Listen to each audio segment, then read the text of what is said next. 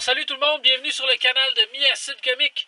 Aujourd'hui, on revoit une bête de combat à la chronique des fantômes du passé, le Cobra Hiss.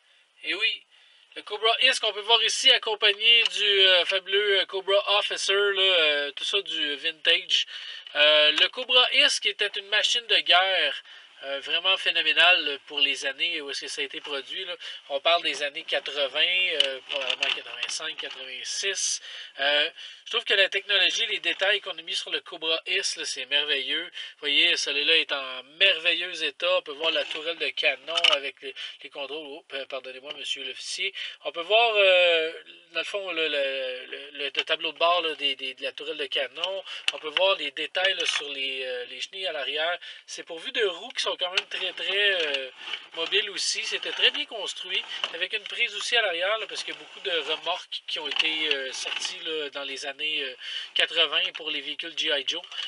Bon, ça permet de loger facilement deux véhicules, un dans la tourelle et un dans le cockpit à l'avant. Le cockpit, là, où est-ce que le chauffeur est bien installé, on peut le voir. Moi, je trouve que c'est un jouet qui était vraiment merveilleux dans les années 80.